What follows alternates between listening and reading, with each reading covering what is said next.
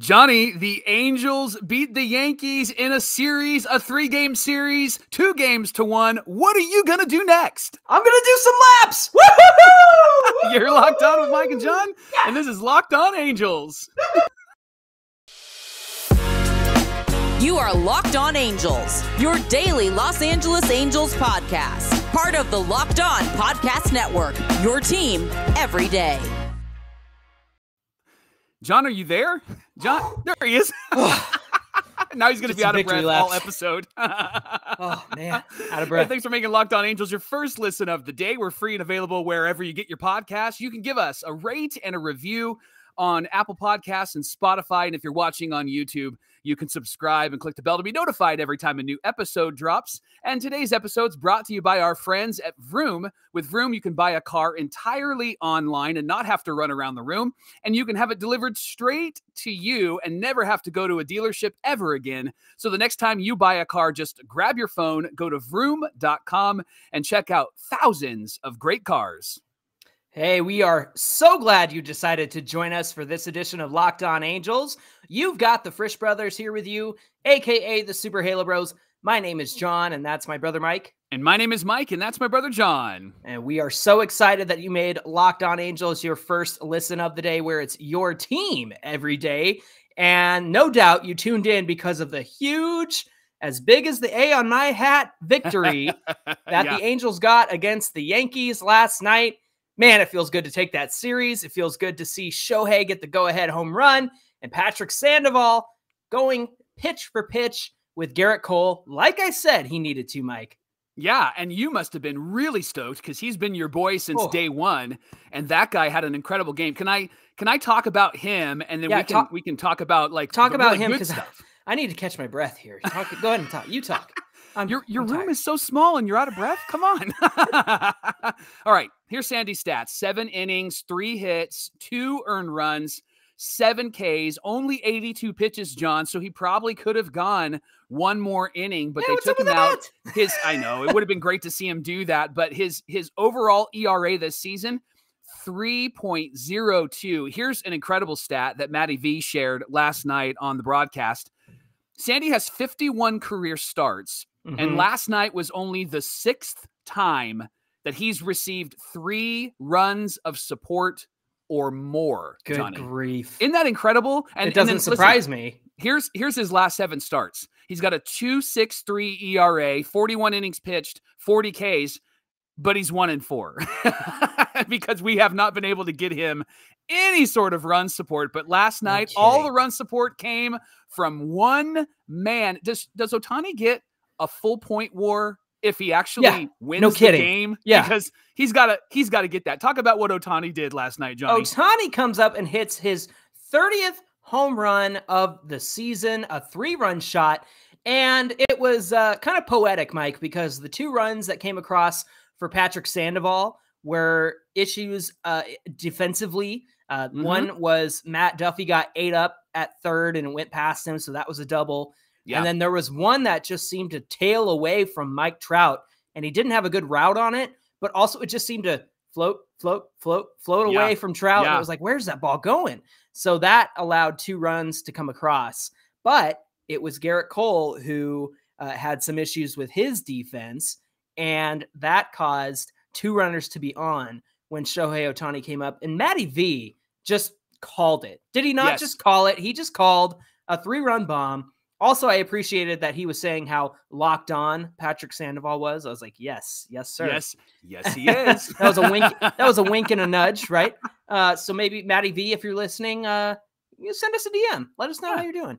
Thank you, bro. I love Matty V called games. I just got to tell you, like, I want to see him call more games because he brings up stats that are great. He brings up little thoughts about players and maybe a little note here and a little note there. And there seems to be a really great camaraderie between him and Gooby. And so what a great call last night on that Ohtani home run. He's just a fan, right? He's like, get out. He did it. You know, that stuff is so much fun. Speaking of notes, I mean, look, everybody has made Babe Ruth comparisons.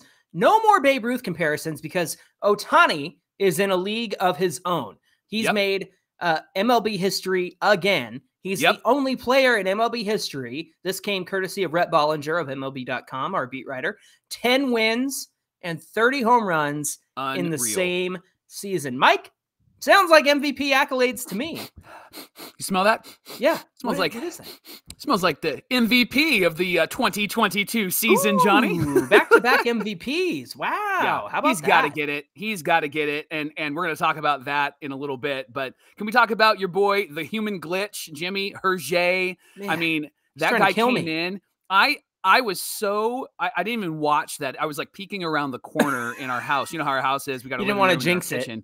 Oh man, I was just peeking around the corner. Then I was doing the mic dance just in front of the TV. And I don't think that it was a bad way to go in not really pitching to Aaron Judge. And he threw a couple of great pitches to Giancarlo Stanton, and Stanton has a great eye. And I was okay with that, actually. I was like, you know what? Hey, put those guys on, because I would rather go after the guys that came next. And Herget did well. And props to Matt Wise, because we've kind of dogged on him this season, but this starting rotation and this bullpen, I think, are improving, and the numbers are showing that. And Matty Wise comes out, and Gooby was like, here's what he's saying to him. You have one pitch and you're going to get out of this jam. And Herget had a strikeout and then a pop out and then a ground out. And it was really great to see him battle through all of that, because he's not your prototypical closer. And I was really impressed with how he handled himself last night. Yeah, got into a bit of trouble, but like you said, it made sense in the context of Judge and then Stanton. And then they got Ryan Tepera warming up, but I was like, don't do it. Because just Tepera, I mean, he can come in with a clean inning, but he is just not as clutch as some of these other relievers have been. I mean, Quijada had a great 8th inning. That guy is just a flamethrower. He loves the energy in the stadium. He loves the atmosphere, and that he really thrives off of that. So it's great to see some great, Mike, we've talked about it, great bullpen options. You have to look and see who you've got in your bullpen for next season. This is one of those situations where it just goes to show, like, the pitching has not been the problem this season. No. And I know Ohtani was all of the offense, and I have to go back to Sandoval, because you could see, again, he's frustrated. He was cruising, and then those 2 runs came in, and I tweeted, I said, this is a big moment for him. He's got to keep his cool, keep calm, just keep doing what he's doing, because he was efficient. He was using all of his pitches. He was fooling guys, 7 Ks. And I mean, like you said, 82 pitches, and that's efficiency. It's not 110 by the 5th inning like we've seen in the past. So, man, more of that, Sandy, please. It's great to see him do that against a good team, and I'm looking forward to seeing what he can do down the road for us. I mean, he is a solid number 2, number 3, and honestly, like, behind Ohtani, I think he's probably the next guy to go to, if not for Reed Detmers. I mean, gosh, I can't even rank them because they're all doing so well. So if we could just really supplement this starting rotation next season, I think we're going to be in really good shape for 2023. This has been Positive Talk with Jonathan about the Angels pitching staff. Can you believe that we're talking positively about this staff? I love that, Johnny, and I love that he was efficient, only 2 walks last night, and I think it was a good move to yank him and not have him go back out there for the 8th inning, because I think he had probably exuded all of his energy on the mound to really fight through those innings. And so high five to him, and high five to you for being a super Sandy fan since the very beginning, Johnny. That's right. That's right. Hey, coming up on Locked On Angels, do we have a rivalry with the Astros? We'll tell you what makes a team a rival. But first, Locked On Angels is brought to you by the National Highway Traffic Safety Administration. Listen, when you're out hanging out with friends and having a few drinks, sometimes a few can become a few too many. And as the evening comes to an end and people start to head out, you say your goodbyes, you think of calling for a ride, but you decide against it because you think, I'm okay, I can make it home. It's not that far. But the truth is, every single one of us knows about the risks of driving drunk. The results are often tragic and deadly. However, that doesn't stop people from getting behind the wheel while they're under the influence. They have a couple drinks, they think they're fine. But that's why police officers are out there right now looking for impaired drivers on our roads to save lives. So if you think you're okay to drive after a few drinks, please, please, please think again. Play it safe, plan ahead, get a ride, call that Uber, call that Lyft, call that taxi, call a friend. They will take you home. It only takes one mistake to change your life or someone else's forever. So drive sober or get pulled over. All right, Johnny, we were able to see a really great series between the top two MVP candidates, Aaron Judge and Shohei Ohtani. And everybody knows about Ohtani's stats because you're Locked On Angel fans and you love watching the team. But Aaron Judge is having a really good year. He's just a couple of clicks under 300 for his batting average. He's got 51 home runs, 113 RBIs. John, I was looking at his stats while I was watching the game last night. His next 2 RBIs will give him a career high in runs batted in. Wow. And the other thing that I thought was really interesting, and I'd love your thoughts on this, he hasn't played a full season since his rookie year. And everybody talks about how Trout hasn't played a full season since 2016 maybe. And it's interesting that same narrative isn't around Aaron Judge. He's been hurt. He's been out. But the guy puts up numbers. And I think that what we're going to see in the future from future stars like a Judge and like a Trout is they're not going to play a full 162, maybe not even 152 games. They're going to be in the 130, 140 range. And Aaron Judge is probably going to land in that range at some point. But you and I, we were privileged to watch them. Angel fans were privileged to watch both of them. So we decided to have a conversation about the MVP race.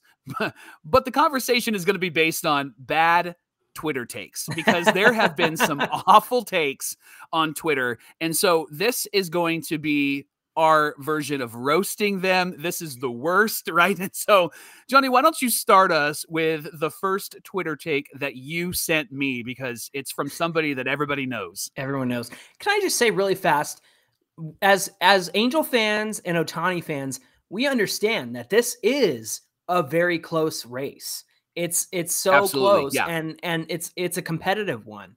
And for as many as everybody thought that Vladdy was in contention, I mean, he didn't get a first place vote last season, right? And Aaron Judge is having an even better season. But there's just so we understand it's a close race. Yes, but there's just some bad opinions out there, and as Locked On Angels, we would not be doing our due diligence until we roast some of these bad Twitter takes. Let's start the research. Let's start with Mr. Michael K. If you're unfamiliar with Michael K, he is the voice of the Yes Network, the Yankee games, and See Ya is his home run call. Yep. But he says this: I've been covering baseball for 36 years, and the season Judge is having is one of the best I've ever seen. Never mind that Trout has had better ones. Take him off the Yankees and they'd have trouble making the playoffs. Take off Ohtani from the Angels and they would still be on the outside looking in. Most valuable? I don't really agree with that. Let me go to the second one here. Okay. Don't get me wrong. Ohtani is one of a kind generational talent. Might be the best overall player in the world. Isn't that the MVP? We might never see what he's doing again.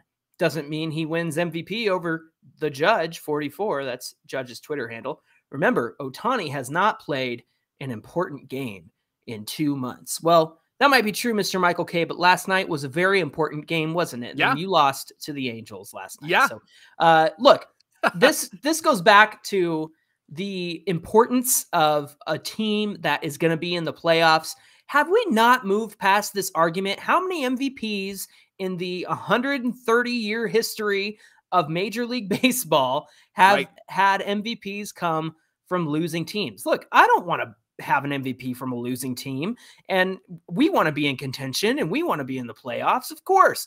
But that has never, not once, ever, in a single moment in MLB history, ever mattered to the most valuable player. And this whole business of swapping Ohtani or taking him off the Angels and we're still bad, untrue. Because remember that stretch of 8 games where only Ohtani on the mound would get us a win over the summer? Yes. What's more valuable than that? The man is literally the only time the Angels won. So yes, the Angels would be horrible without Shohei Ohtani, but it doesn't mean that if you took him off that it would impact them in the same way it would impact if the Yankees didn't have Judge. what does that say about the rest of your team, Michael K? That if you take Judge off this team, they're not as good. Yeah, that might be true. But at the same time, I think that I would take DJ LeMahieu over Jose Rojas. I would take some of these guys. Yeah. I would take some of these guys over some of the players that we've been running out there. So, no, I think you're going to be just fine without Aaron Judge. So I don't think that this argument is very reasonable. Mike, why don't you read the next one? Yeah, this one is pretty ridiculous. You could look at WAR, which, shows how valuable a player is to their team, and Judge beats Ohtani in it. But yeah, man, Ohtani pitches. Listen, Ohtani does pitch and he does hit, and he did get us victories while we were terrible during the hot summer months of end of May, June, and July, and he's on the mound. And if he gets the win, shouldn't he get a full point for WAR? I mean, even last night, shouldn't he get a full point because he won the game for us last night? And you mentioned something that I thought was really interesting off air. Yes. Would you talk about how the points worked? And I think it was game one that I think Judge got more of a WAR than Ohtani did, and Ohtani ended up being on the winning team. Yeah, Judge got more WAR on Monday night. He got 0.2. I think Ohtani got 0.1. And the problem with WAR is it doesn't account for a player like Shohei Ohtani. Right. Now, last year we used WAR because that was an important stat between Vladdy Guerrero Jr. and Shohei. And Shohei's was significantly higher. Right now, Ohtani's WAR and Judge's WAR are very close. And the issue is that it doesn't take in what Shohei does as a two-way player. He gets penalized for being a DH. He gets penalized for not playing the field, which I think is a ridiculous thing because obviously you got to measure defense, but being a pitcher is defense. In fact, let me talk about this. There's another Twitter take here. He pitches once every fifth game. Judge plays every day and switched between right field and center field. Judge is also being walked intentionally while Ohtani isn't. Well, number one, Ohtani has more intentional walks than Judge this season, FYI. Zing. And number two, let's talk about him in the field. Fangraphs has Aaron Judge at 2 defensive runs saved, Mike. Two. Right? So, okay, he's got 2 defensive runs saved. He's worth that many defensive runs. If Shohei faces 500 batters and he's getting, an average against of 26 or 267 or something like that, doesn't that mean he's saving 74% of runs? Like, he's keeping these guys off the base paths. He's keeping them from scoring, but that's a very elementary way of putting it and a very Homer way of putting it. Sure. But do you know our friend Kyle Kishimoto on Twitter? Yeah. Kyle Moto 10 is one of the best follows, especially if you're an Angels fan.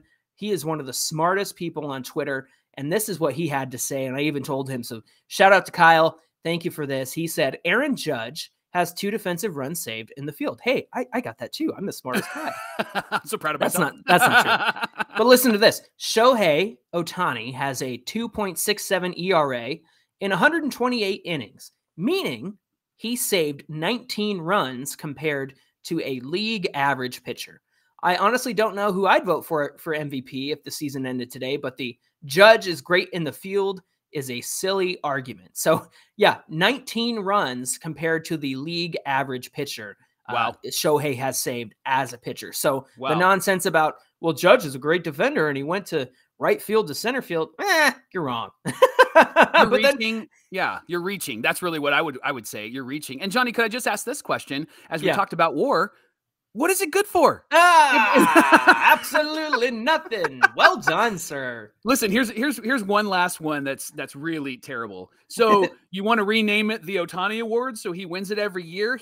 He pitches well and hits well? Yes, that's what we should do. That's what's going to happen. I mean, the guy just did something that not even Babe Ruth was able to do. He did something that nobody has ever done. He has 11 wins and 30 home runs, and the season is not over yet, friends. And so Mhm. I know that we're homers. I'm going to admit that we're homers.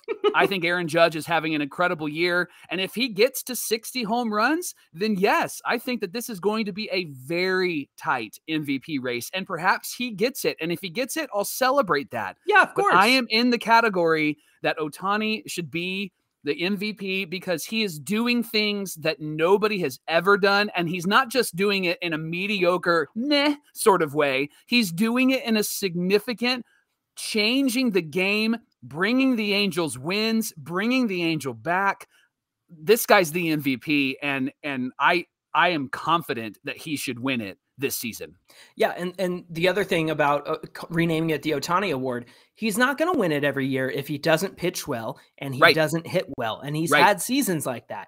2018, when he first came over here, he pitched for half the season, he got hurt, and then he hit pretty well for the remainder of the season. That's why he got Rookie of the Year that season. And then, I mean, look, he's had bad years. 2020, he pitched 2 games, couldn't get out of the beginning of the game. He had like an inning and a third, I think, that whole year. Yeah. It's just like, this is not because he hits and pitches. It's because he hits and pitches at an elite level. Like nobody else has. Yep. Yes, exactly. And now he's making even more history. And that's why we think these arguments are ridiculous.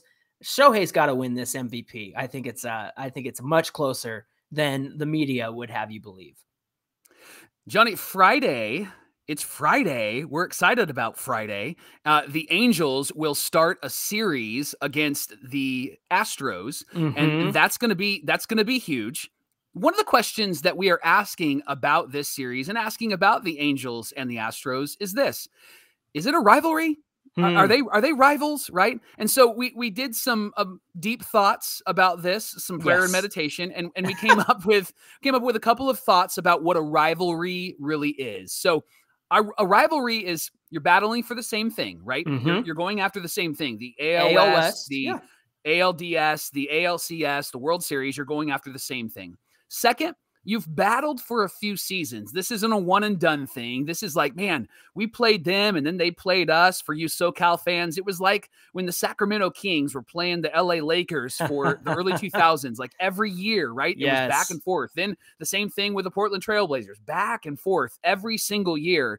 And the reason why the Lakers and the Clippers aren't really rivals is because they haven't really battled against each other for a few seasons. And they're not really chasing after the same thing because when one has been good, the other hasn't been good. And so the last thing I think is really important for a rivalry is you got to have animosity. There's got to be some, I don't know, there's got to be some hate, right? You got to cut a promo on them in front of the media, right? I need you to drop a couple of, we're going to see you and we're mad at you, right? Like, I want to see that. I think that defines a rivalry. So Johnny, let me throw it to you. Are the Angels and the Astros rivals? Oh man. Until the Angels can actually be good and put a good product on the field, I don't think it's a rivalry right now. I think the Astros are not just out of our league, but I feel like they're out of the entire American League West's league. They are more concerned with their rivalry with the Yankees. They'll likely face off in the playoffs, and there are just much more competitive teams. I mean, there's the Rays, there's the Blue Jays, there's a lot of tough teams out there. And so right now it doesn't feel like a rivalry. I think that while we faced them really well at the beginning of this season, when our team was playing well and our team was doing good. I mean, we had the season series split, I think, at the beginning of the season. Yeah. And you know, we opened against them and then we went to them and we won that series. We lost the first series. But I think that until we can continue to be competitive with the Astros, it's not a rivalry right now. And I think that it means a lot for us to beat them in the same way it means a lot for us to win that series against the Yankees in the way that we did. And it was spectacular fashion. So it's just, to me, I don't think it's quite a rivalry until the Angels can put a good product on the field. I will say this, though.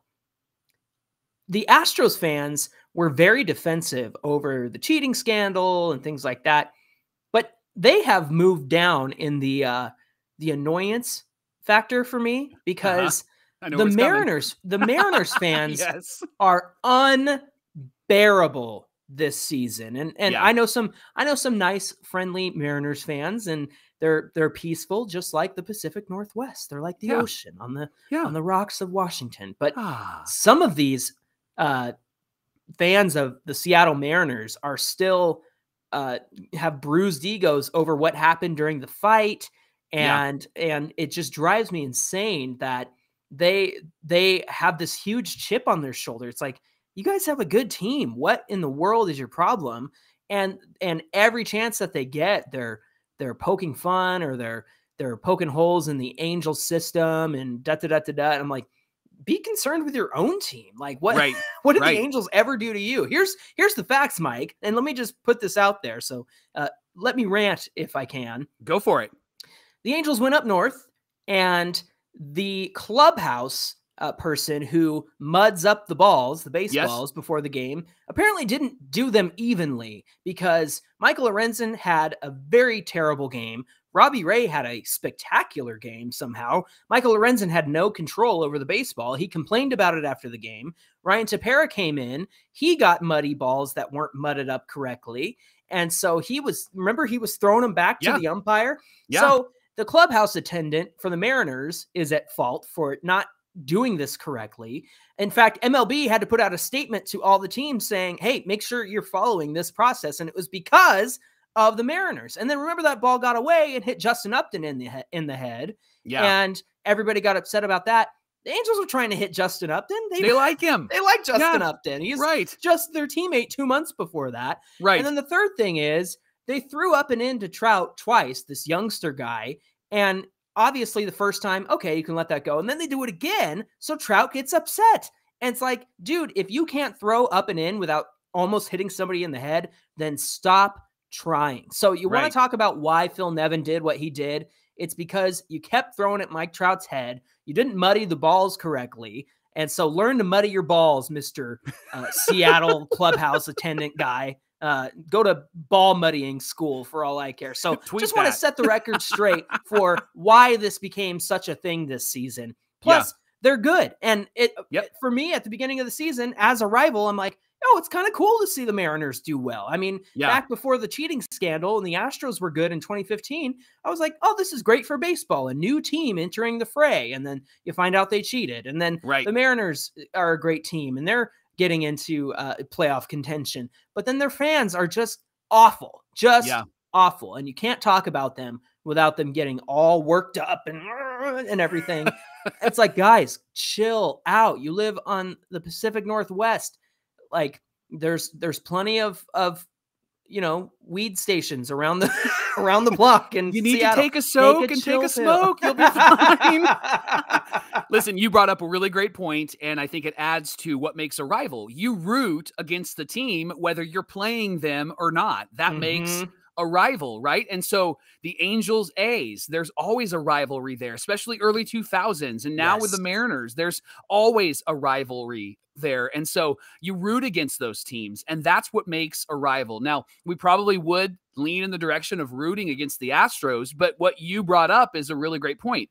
The Angels got to do their job. They have to be in competition. They have to be up at the top of the division. And when we are actually playing meaningful games in the month of August and September, then we can actually say, okay, they're starting to become a rival because we're battling for those same spots. We're battling for the division lead in the championship. And so I think that those are keys to rivalry. So I would agree with you that the Angels and Astros are not rivals until the Angels actually do something to be competitive and successful in their seasons.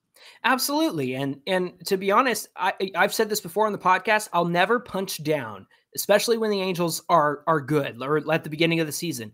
I don't punch down on people that are down on their luck. Now, if somebody says something ridiculous on Twitter, I'll call them out and I'll make fun of them. Of course, that's what Twitter's for. But I won't start the beef, but I'll end the beef. I'll cook it up in the frying pan and serve it to you, cold, basically.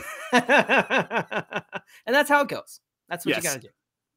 Well, thanks for making Locked On Angels your first listen every day. Now for your second listen, check out the Ultimate Pro Football Preview 2022. It's an 8-episode extravaganza to get you ready for the NFL season. Local team experts from the Locked On Podcast Network, plus a betting angle from Lee Sterling of Locked On Bets, all combining into one ultimate NFL preview. Search for the Ultimate Pro Football Preview 2022 on your Odyssey app, YouTube, or wherever you get your podcasts. Oh, I'm muted. Johnny, That's you're my muted. boy right there. There you are. I got so excited. Yes. Talk about football, Mike. I gotta get for those on the audio side. They're not going to know what we're talking about. Johnny has his George Kittle San Francisco 49er jersey. And so, quite honestly, we could do Locked On Angels, and we could also do Locked On 49ers. Nah, those guys got it. They crush it. They do a great job. I didn't realize until I held my jersey up that my camera's flipped, so I'll fix that. Hey, be sure you give us a follow on Twitter at Locked On Angels, and connect with Mike and I on Twitter and Instagram at Super Halo Bros. We'd love to hear from you. Any thoughts that you have about today's episode, rivalries, things like that. We'd love to hear from you. We always do our best to interact with you. Mike, what do we have on deck for tomorrow's show?